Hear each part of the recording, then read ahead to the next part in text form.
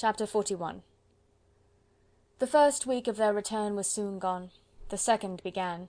It was the last of the regiment's stay at Meryton, and all the young ladies in the neighbourhood were drooping apace. The dejection was almost universal. The elder Miss Bennets alone were still able to eat, drink, and sleep, and pursue the usual course of their employments. Very frequently they were reproached for this insensibility by Kitty and Lydia, whose own misery was extreme, and who could not comprehend such hard-heartedness in any of the family. "Good Heaven! what is to become of us? What are we to do?" they would often exclaim in the bitterness of woe. "How can you be smiling so, Lizzy?"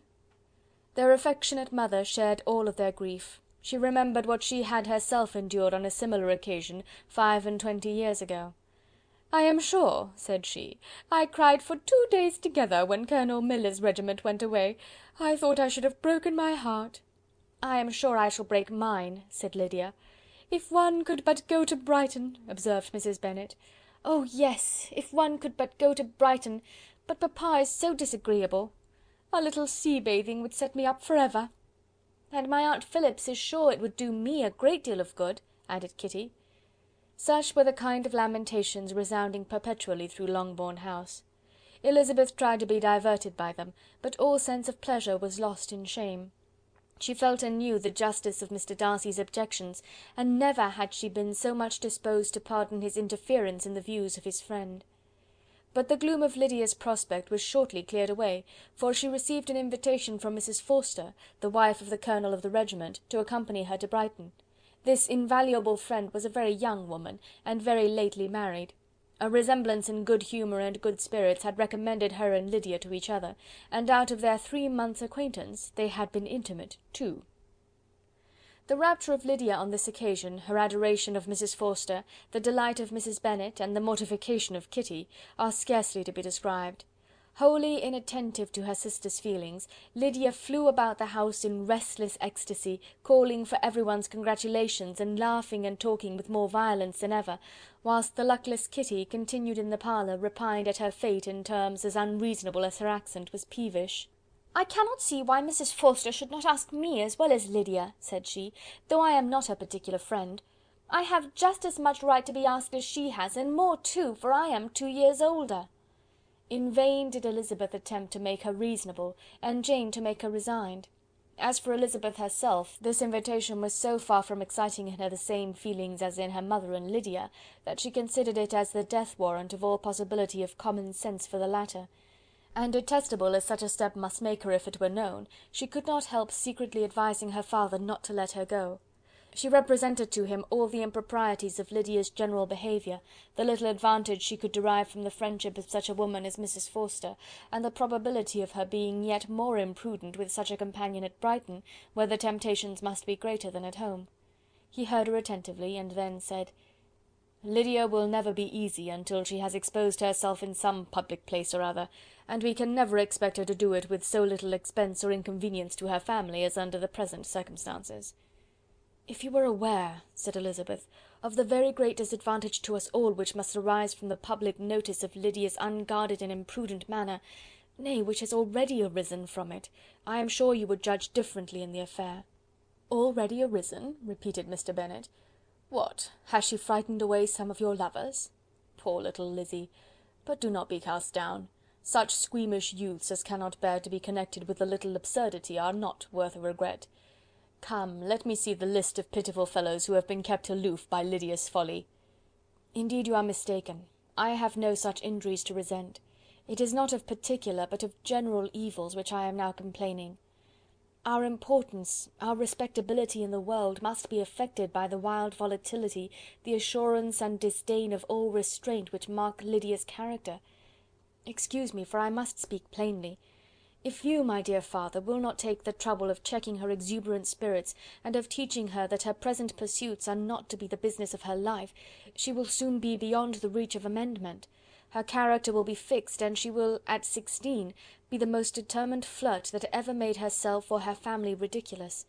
A flirt, too, in the worst and meanest degree of flirtation, without any attraction beyond youth and a tolerable person, and from the ignorance and emptiness of her mind, wholly unable to ward off any portion of that universal contempt which her rage for admiration will excite. In this danger Kitty also is comprehended. She will follow wherever Lydia leads. Vain, ignorant, idle, and absolutely uncontrolled. Oh, my dear father, can you suppose it possible that they will not be censured and despised wherever they are known, and that their sisters will not be often involved in the disgrace?" Mr. Bennet saw that her whole heart was in the subject, and affectionately taking her hand, said in reply, "Do not make yourself uneasy, my love. Wherever you and Jane are known, you must be respected and valued, and you will not appear to less advantage for having a couple of, or I may say 3, very silly sisters. We shall have no peace at Longbourn if Lydia does not go to Brighton. Let her go then. Colonel Forster is a sensible man, and will keep her out of any real mischief. And she is luckily too poor to be an object of prey to anybody. At Brighton she will be of less importance even as a common flirt than she has been here. The officers will find women better worth their notice. Let us hope, therefore, that her being there may teach her her own insignificance. At any rate, she cannot grow many degrees worse without authorizing us to lock her up for the rest of her life." With this answer Elizabeth was forced to be content, but her own opinion continued the same, and she left him disappointed and sorry. It was not in her nature, however, to increase her vexations by dwelling on them.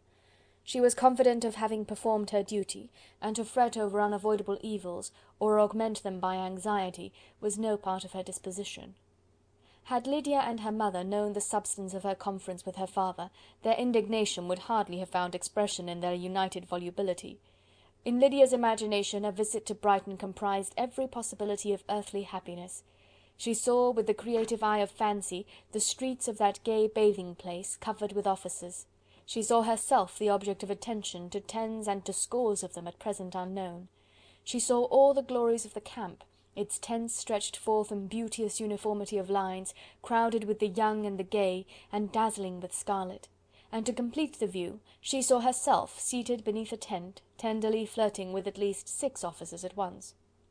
Had she known her sister sought to tear her from such prospects and such realities as these, what would have been her sensations? They could have been understood only by her mother, who might have felt nearly the same. Lydia's going to Brighton was all that consoled her for her melancholy conviction of her husband's never intending to go there himself. But they were entirely ignorant of what had passed, and their raptures continued with little intermission to the very day of Lydia's leaving home. Elizabeth was now to see Mr. Wickham for the last time. Having been frequently in company with him since her return, agitation was pretty well over, the agitations of formal partiality entirely so.